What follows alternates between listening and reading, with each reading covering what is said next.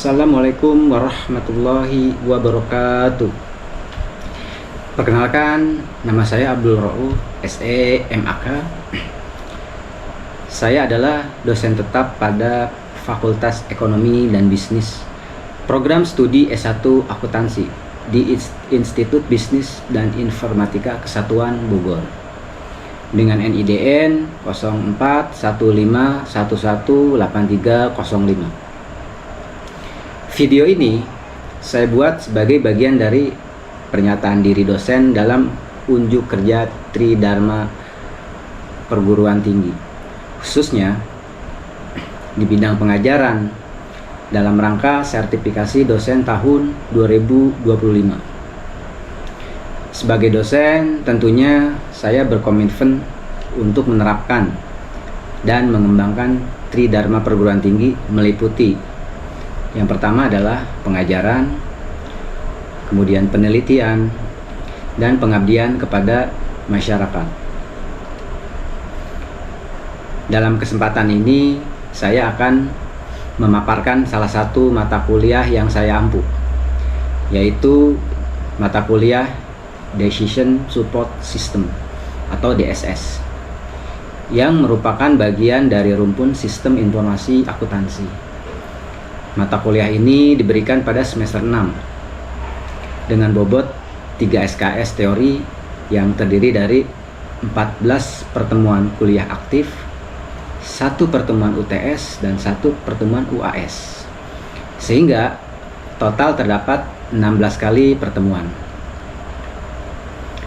Fokus keilmuan dan pengajaran saya berada di bidang Sistem Informasi Akuntansi, Audit Teknologi Informasi, dan penerapan teknologi digital untuk mendukung proses pengambilan keputusan bisnis. Adapun capaian pembelajaran dari mata kuliah DSS adalah yang pertama, mahasiswa mampu memahami konsep dasar DSS dan fungsinya dalam pengambilan keputusan. Yang kedua, mahasiswa mampu menjelaskan dan memahami model-model decision support system. Yang ketiga, mahasiswa mampu mengevaluasi teknologi informasi yang mendukung DSS. Yang keempat, mahasiswa mampu merancang DSS sesuai kebutuhan organisasi. Nah, ini yang sangat penting ya, custom. Yang kelima, mahasiswa mampu mengimplementasikan teknologi DSS dalam studi kasus nyata. Berikut adalah rencana pertemuan selama 1 semester. Pertemuan pertama terkait dengan pengantar Decision Support System. Pertemuan kedua yaitu pembahasan mengenai proses pengambilan keputusan. Pertemuan ketiga membahas tentang jenis-jenis Decision Support System. Pertemuan keempat akan membahas tentang arsitektur dari DSS. Yang kelima, data warehouse dan DSS. Yang keenam, model dalam DSS. Yang ketujuh, BI atau Business Intelligence. Yang kedelapan, data mining khusus untuk DSS. Yang kesembilan, visualisasi data dalam DSS seperti dashboard. Nah, itu yang sangat penting. 10, Group Decision Support System GDSS atau Collaboration. Yang ke-11 adalah kecerdasan buatan dalam DSS. Yang ke-12, kita akan bahas tentang isu etika dan legal dalam DSS. Yang ke-13, implementasi dari evaluasi DSS. Terakhir, kita akan bahas tentang studi kasus DSS di dunia nyata. Itu adalah 14 pertemuan. Nah, untuk buku yang digunakan dalam perkuliahan ini antara lain yang pertama itu karangan dari Turban Aronson, terbitan tahun 2005 dengan judul Decision Support System and Intelligence System, edisi ke-7, cetakan 1 dan 2. Yang kedua, karangan dari Alter, terbitan 2013 dengan judul Decision Support System, Current Practice and Continuing Challenges.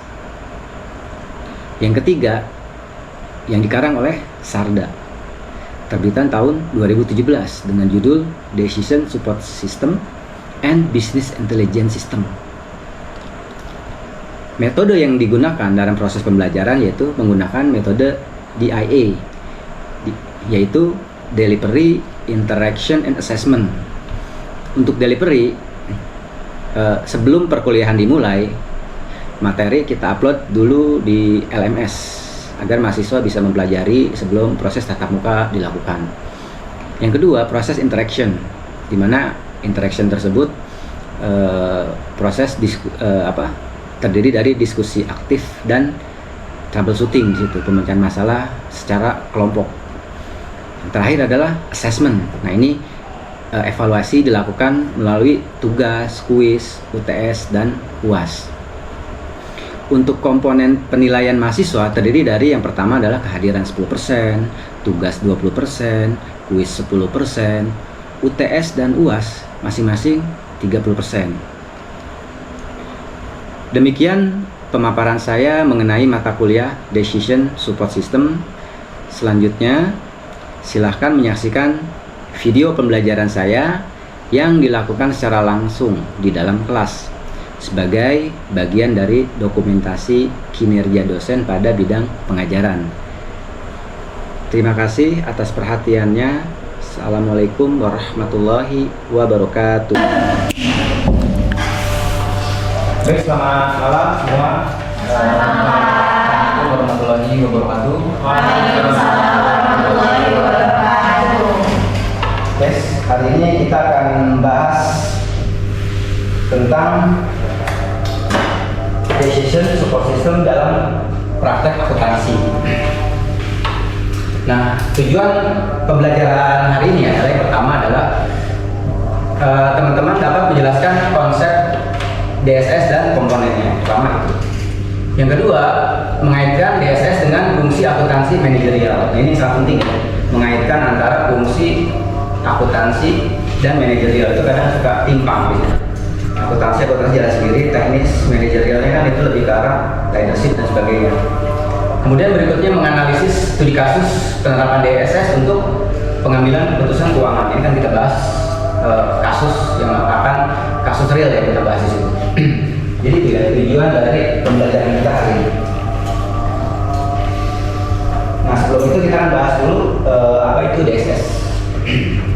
Jadi menurut Tuban 2018, DSS adalah sistem berbasis komputer untuk mendukung pengambilan keputusan, bukan mengambil alih. Artinya di situ membantu mendukung pengambilan keputusan. Jadi relevansinya dalam lingkungan bisnis dan akuntansi modern. Karena kalau akuntansi dulu kan itu kertas, itu kan bentuknya kertas, hard copy semua. Nah, kalau sekarang itu bentuknya sudah digital, ada database, gitu. Ada semua bentuk data. Nah, data-data itu menyulitkan bagi kita untuk melihat secara langsung karena data itu bentuknya gabungan antara angka dan huruf. Jadi kita lihat angka dan huruf agak susah di situ. Angka dan huruf, maka dari itu dibuatlah sistem yang membantu kita dalam memetakan angka dan huruf itu maksudnya apa. Dikaitkan dengan variabel, dikaitkan dengan beberapa faktor yang lain sehingga dapat diambil keputusan. Tujuannya dari itu. Jadi data-data tersebut tujuannya adalah untuk pengambilan keputusan di dalam sistem akuntansi modern di situ. Nah, kemudian beberapa komponen yang dimiliki oleh DSS. Yang pertama adalah database. Nah, ini komponen database ini adalah gudang tempat data disimpan berbentuk tabel dan field ya, kolom dan baris di situ. Kemudian juga ada rumus di dalamnya, bukan hanya gudang data, tapi juga ada rumus di situ. Ada rumus kalau di dalam akuntansi itu rumus-rumus keuangan seperti return of investment, IRR, rasio keuangan itu bentuknya adalah formula sebenarnya, formula-formula yang nanti di generate ya, akan menghasilkan sebuah informasi di situ. Nah, yang paling penting untuk kita semua adalah yang pertama adalah itu user interface.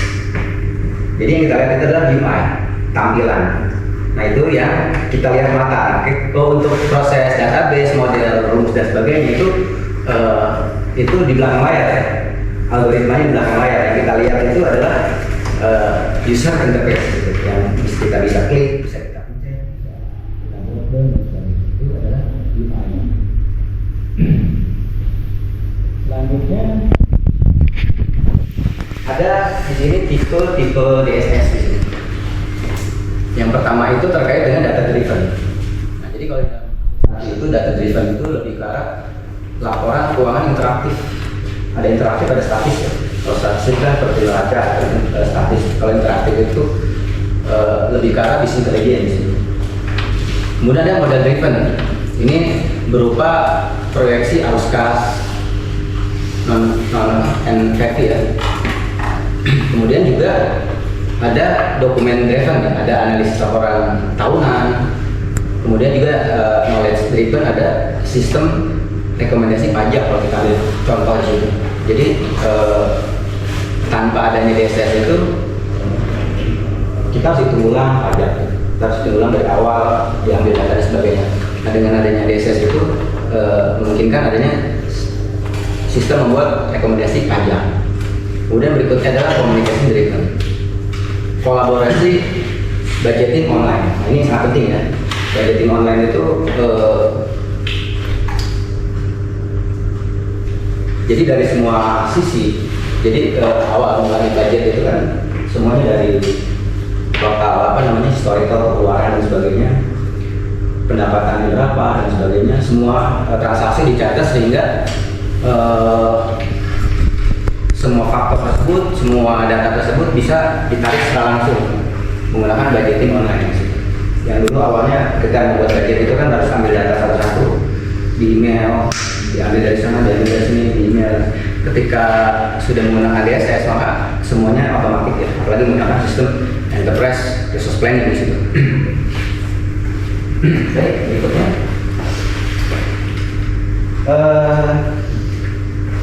DSS dalam sistem informasi akuntansi.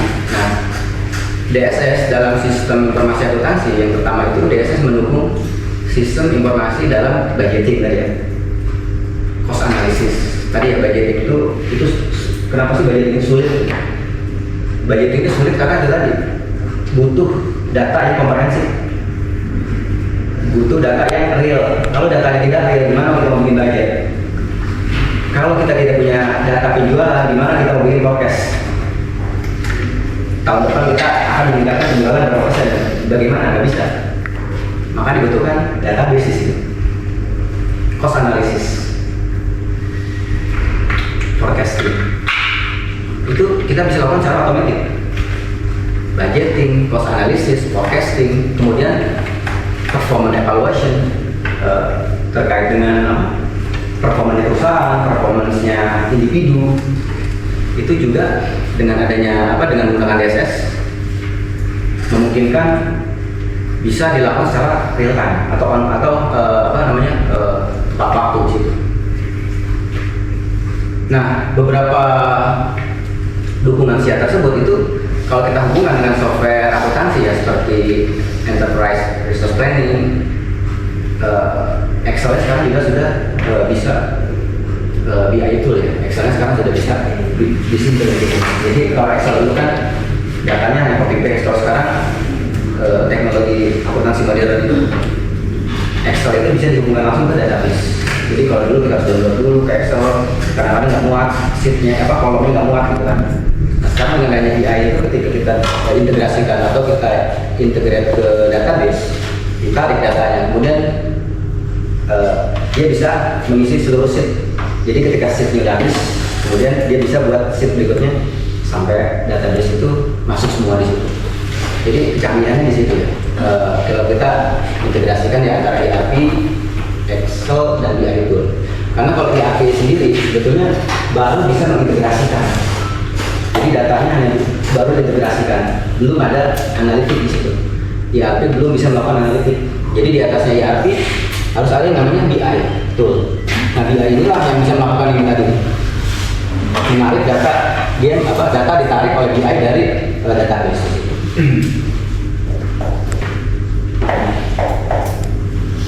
Ini ada contoh kasus. Kasus ini adalah kasus real. kasus real di mana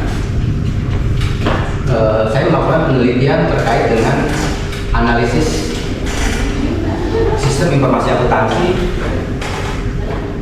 berdasarkan kerentanan data. Berdasarkan kerentanan data menggunakan beberapa tools di sini. Saya gunakan 1, 2, 3, 4 tools, OpenPass, ROAS, JAP, and Nmap tools. Secara perspektif cyber security di sini.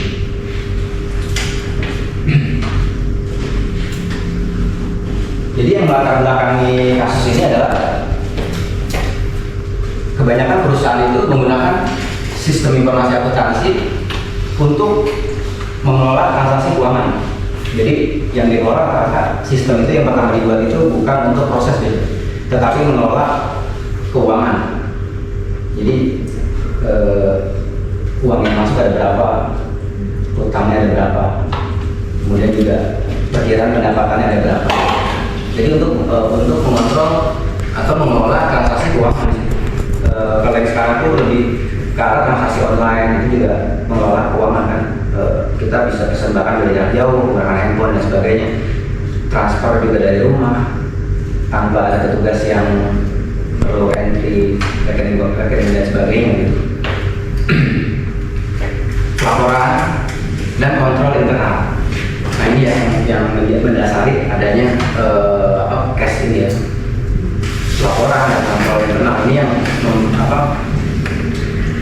perlu dilakukan pendekatan secara mendetail. Namun sistem ini rentan terhadap serangan cyber. Jadi kalau kita lihat tren serangan cyber itu meningkat. Serangan cyber itu terus meningkat.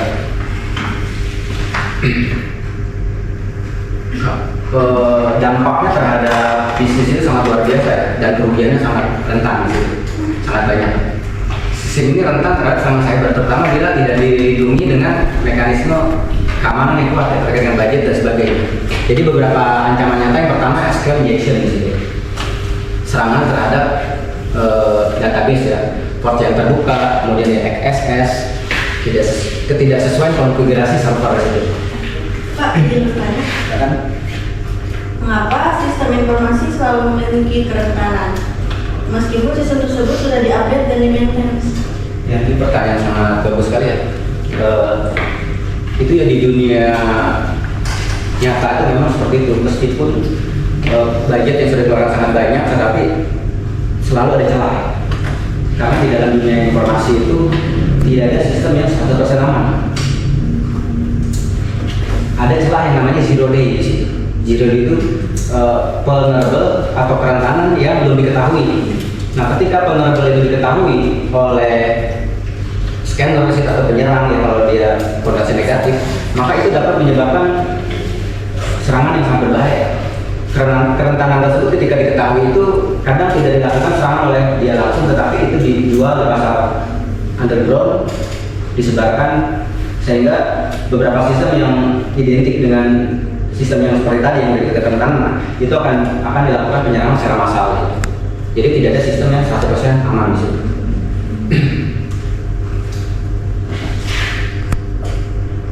Kemudian, nah, tujuan dari studi kasus ini pertama ini ya, menggunakan data dari alat pemindai kerentanan vulnerability scanner sebagai dasar untuk pengambilan keputusan manajerial DSS terkait dengan keamanan siar. Alat yang digunakan pertama OpenPass, pemindaian celah keamanan server dan jaringan, itu menggunakan scanning gitu. Kemudian juga WASDEZA dilakukan kemudian kerentanan aplikasi web terutama front end SLA yang teman-teman sudah lihat di situ. Kemudian Nmap situ pemetaan port layanan terbuka dan potensi titik masuk eksploitasi ya. Jadi kalau di dunia nyata itu pintu ya, kita lihat rumah itu pintunya dibuka nggak sih? Kita keliling kalau maling mau masuk itu keliling, ada jendela yang akhirnya dicungkil, jendelanya mungkin buka dikit kan. Kalau jendelanya yang ketutup rapat itu agak susah. Itu proses scanning. Aku mau nanya, kalau dia masih menyangkut yang tadi, jadi gimana sih Pak kita gitu mengetahui bagaimana sih langkah-langkah untuk pencegahan gitu ya terkait kerentanan suatu sistem gitu. Baik, Ya, pertanyaan sangat bagus sekali ya. Pencegahan dari cybercrime. Yang pertama tentunya kita harus selalu mengupdate sistem. Yang pertama, sistem itu harus selalu dalam keadaan terupdate. Yang kedua, kalau kita bicara terkait dengan scanning code, tentunya kalau di dunia nyata, kalau misalnya kita punya rumah pintunya banyak, tetapi yang kita lalui hanya satu, yang lainnya kita gembok semua. Kita lewat hanya satu pintu aja, yang lebih mudah pengawasannya. Kalau kita punya pintu banyak, ada 10 pintu ya digembok yang 9, yang satu untuk lalu lintas kita, nah itu disimpan di situ security dan sebagainya untuk mengecek traffic atau pintu itu. Yang kedua itu ya. Yang ketiga itu tentunya mengamankan dari sesuai layer 7, layer 1 sampai layer 7. Tentunya 7 lapis itu harus dilakukan pengamanan menggunakan firewall di situ. Ada IPS, ada IDS dan sebagainya. Kemudian juga penggunaan endpoint protection di sisi usernya. Kemudian juga akses dari luar kita gunakan VPN dan sebagainya.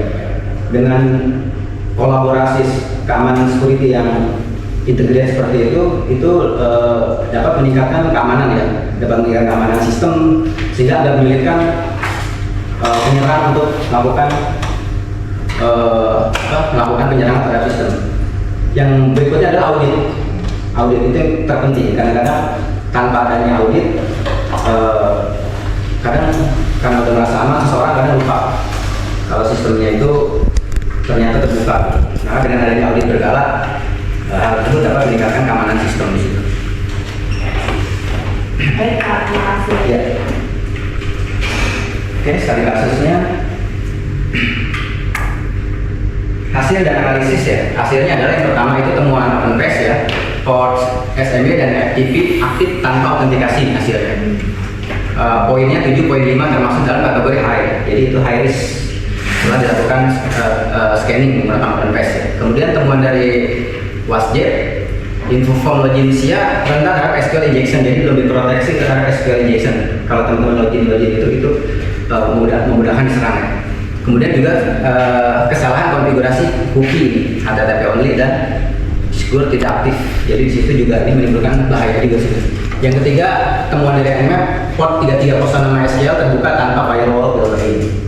Jadi memudahkan SQL injection di sini. Kemudian port 22 SSH juga dengan banner partitioning. Ini memudahkan di remote dari jarak jauh.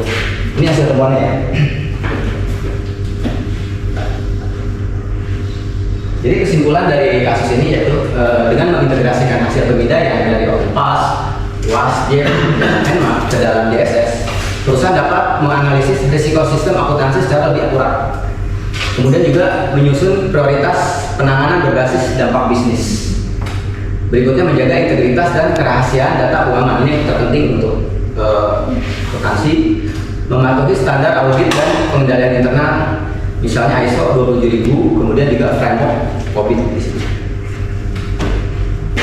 Oke, ini hasil dari kesimpulan tadi kasus. Oke, ada pertanyaan lagi sebelum ditutup? Kalau tidak ada, kita tutup pertemuan kita. Sistem itu kan bersifat ya sebenarnya. Kalau sistem informasi itu apakah dia memiliki standar keamanan, Pak? Ya, jadi sistem informasi itu memiliki standar. Jadi perusahaan atau organisasi ketika membuat atau merancang sendiri itu akan kesulitan dalam membuat perusahaan jadi aman. Makanya di perusahaan itu akan ikut standarisasi.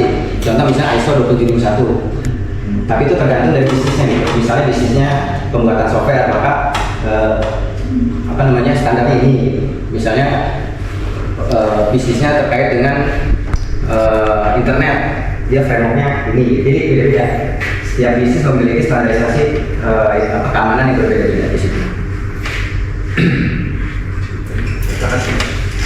Oke, kalau tidak ada pertanyaan lagi, kita tutup pertemuan kita hari ini. Mudah-mudahan apa yang kita pelajari hari ini bermanfaat untuk kita semua.